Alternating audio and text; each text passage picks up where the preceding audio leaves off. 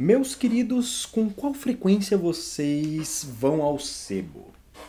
É uma pergunta bem interessante, porque quanto mais a pessoa vai na semana, mais eu sinto que essa pessoa tá perdida. Brincadeiras à parte, eu conheço muitos colecionadores que fizeram a sua coleção um império de gibis, né? Só procurando em sebo, cara. Só procurando em sebo. E assim, vamos partir do pressuposto de que a gente tem aí uma galera nova, que muitas vezes não sabe o que é um sebo, nunca frequenta um sebo. Cara, sebo é um lugar onde vende gibis antigos, livros antigos e, de modo geral, coisas antigas, né? Eu já conheci sebo que vende vinil, videogame, até jogos de tabuleiro também, né? Tem alguns sebos que eles trabalham com isso.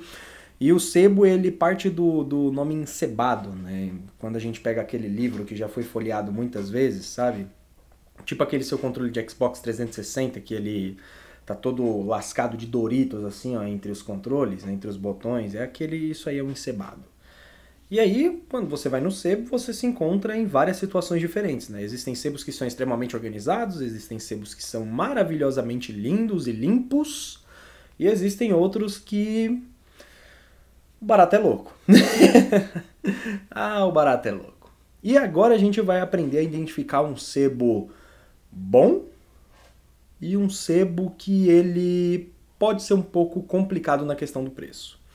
Primeiro vamos começar pelo sebo, né, que ele é legal, assim, que é um sebo que eu gosto de ir, porque assim, o sebo, quando eu vou no sebo eu vou pra garimpar. Eu vou pra procurar coisas ali que normalmente eu não encontro, não vou pra procurar coisa nova, qualquer coisa do tipo.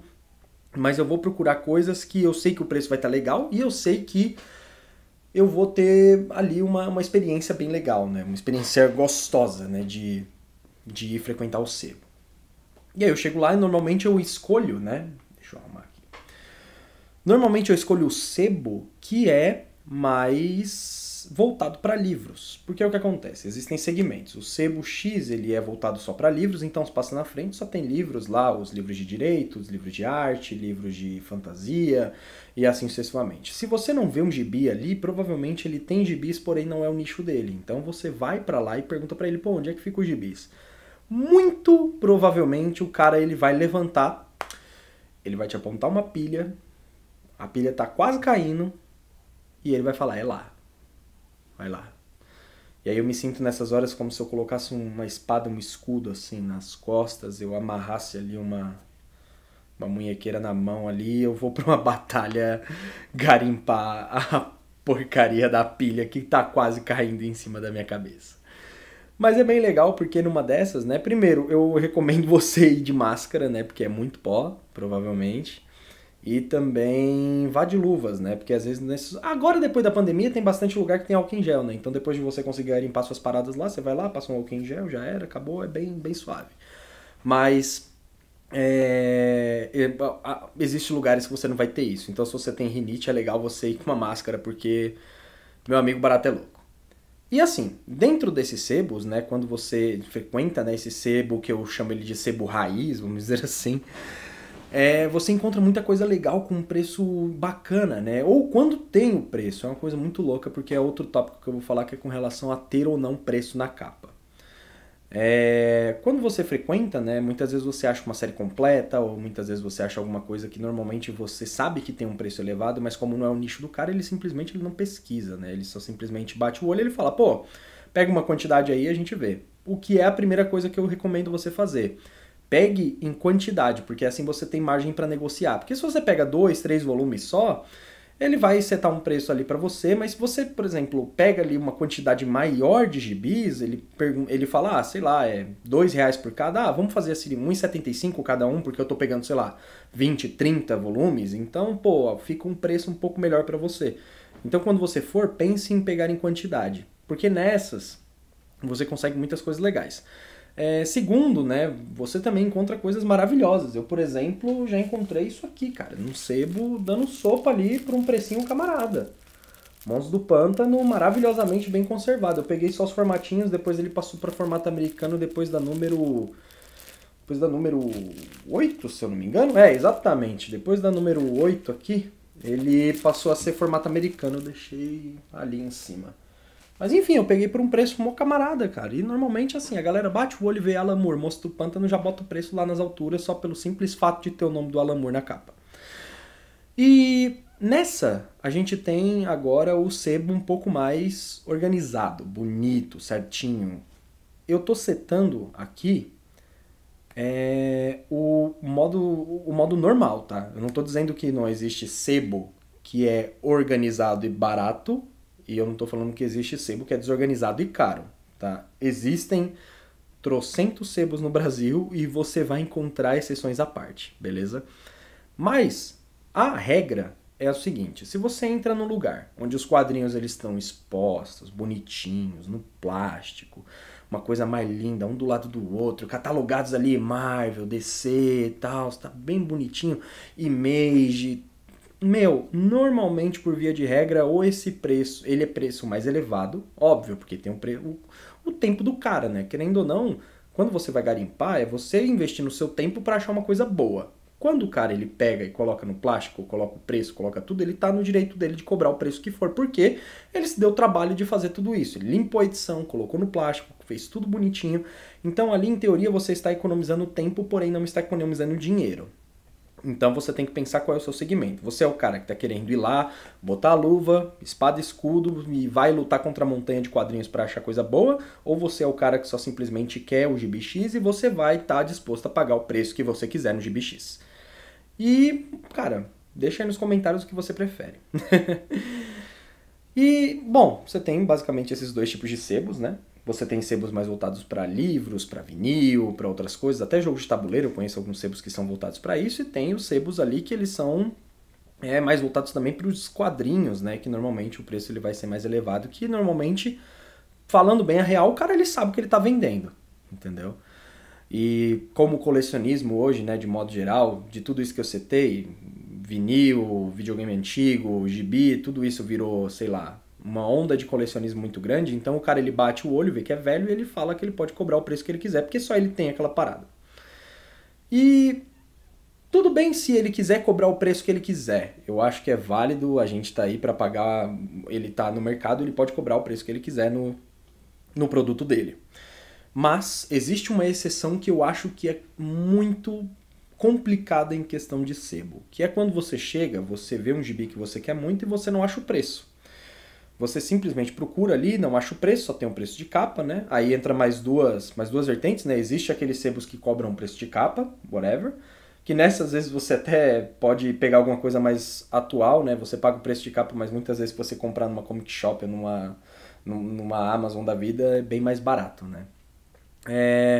E também tem aquela galera que eles cobram metade do preço de capa. Eu conheço os sebos, por exemplo, na Moca, que até hoje o cara ele faz isso. Você chega lá, bate o olho e ele fala, cara, é metade do preço de capa. Vamos que vamos. Melhor sebo da vida. Nem sei se esse sebo existe mais, né? Tem essa questão também, depois da pandemia. Mas enfim.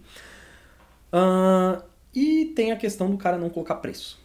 E aí acontecem umas situações bem complicadas que eu já passei algumas vezes, que muitas dessas eu até quase desisti de fazer a compra. Teve algumas que eu desisti, mas teve outras que, assim, por mais que ele tenha feito isso, ainda assim foi um preço legal.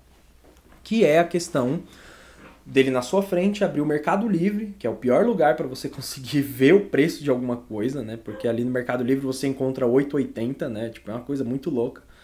E ele te setar o preço baseado no que ele viu no Mercado Livre. Isso daí é bem broxante mesmo. E aí, quando ele faz isso, normalmente ali, você escolhe, né, se você segue ou se não segue, mas assim, na maioria das vezes, o preço do Mercado Livre ele é bem maior do que o que você está disposto a pagar. Ou até o que ele vale. Então, assim, se o cara ele começar a fazer isso na sua frente, né? Se o dono do sebo fizer isso na sua frente, você tenta dar uma negociada com ele, tenta conversar com ele e falar, olha, não me baseio por Mercado Livre, por N motivos, tals. Mas se ele bater o pé e falar, mano, desse jeito que a gente trabalha, aí vai de você se você vai querer levar o produto dele ou não. Você encontra muito material gringo, você encontra muito material que você não encontra normalmente em comic shop, já saiu de circulação. Você encontra lotes fechados, então vira e mexe, às vezes você entra no sebo e o cara coloca nas prateleiras mais de cima, assim, sei lá, os 10 primeiros volumes do Dragon Ball que dá pra você pegar ali de boa. E aí você escolhe e você vê se o preço ele tá te agradando ou não. Cara, no mais, eu acredito que se você está querendo começar a frequentar um sebo, pensa no que eu te falei, custo-benefício ou se você quer economizar o seu tempo. Então é isso. Eu acredito que eu tenha passado tudo que eu sei ali sobre sebos, né? Umas dicas. Vai no sebo ali onde você tá com espada e escudo na mão enfrentar uma montanha de quadrinhos que você vai se divertir muito. Se você almeja muito um quadrinho, você vê ele na vitrine ali, você entra, dá uma namorada nele, tenta negociar, que normalmente esses caras você consegue negociar bastante com eles. E também outra coisa que você pode fazer é você pegar seus gibis velhos, né? Imagina que você tem uma pilha de livros, gibi, alguma coisa assim. E aí você tem duas opções. Você leva para vender, né, no sebo, o que eu não acho que é uma boa ideia, porque assim, o cara ele vai colocar o preço do que você tem lá embaixo. E quando eu digo lá embaixo, é lá embaixo mesmo.